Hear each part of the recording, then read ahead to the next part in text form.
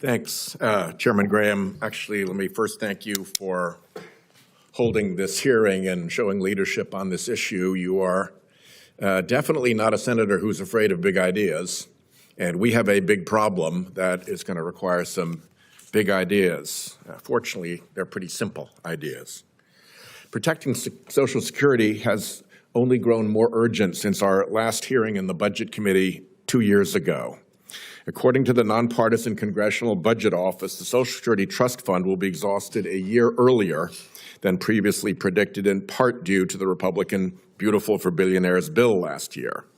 2032 is that year, just 6 years away. As we meet today, insolvency is not Social Security's only threat.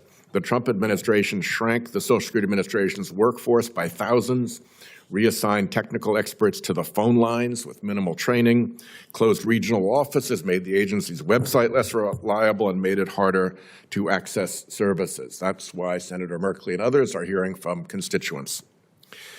Then the Washington Post reported that one of Elon's little muskrats allegedly planned to take the personal information of millions of Americans from Social Security to use at his new employer. I predicted that granting unfettered access to these characters would lead to this, and now the speaker transitions from the logistical threats of staff shortages to the human impact of the program. By mentioning potential data exploitation and office closures, the commentary highlights that Social Security is currently under administrative attack, making the need for reform more urgent than ever before. Would lead to this, and now we need to get to the bottom of it. Social Security is the bedrock of America's retirement security. It's our most effective anti-poverty program. It's a lifeline for millions of seniors, their children, and people with disabilities. It reaches about 20% of the entire U.S. population every month last year. And almost every senior in this country will receive payments from Social Security, benefits they earned that let them retire in dignity. It's pretty simple.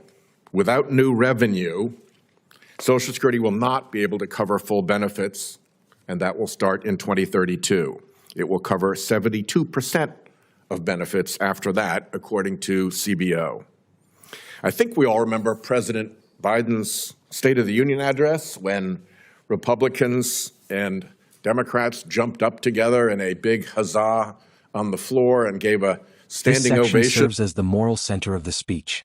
It shifts from a warning about fund exhaustion to a reminder of the bipartisan promise made to the American people.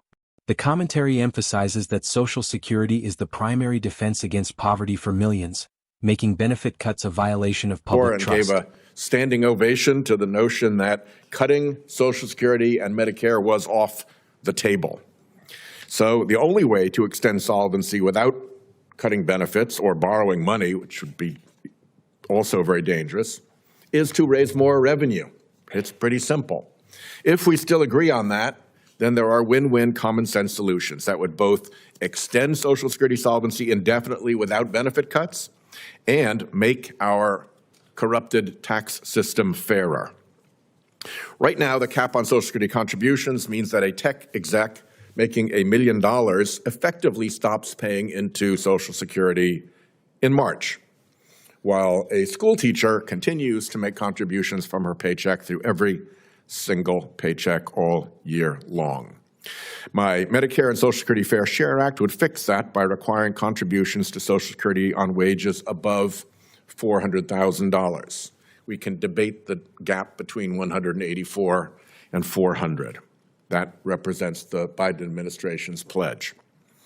Right now, people living off of income from their wealth make no Social Security. The focus now turns to the solution of fairness. By comparing the tax contributions of a tech executive to a school teacher, the script illustrates a systemic loophole. The commentary points out that the proposed act aims to bridge this gap by ensuring that high-level investment income is treated the same as a worker's paycheck. Make no Social Security contributions.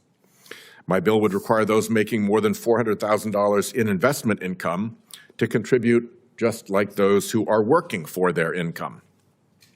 And right now, wealthy owners of pass-through businesses like hedge funds and private equity firms can avoid paying Medicare taxes entirely.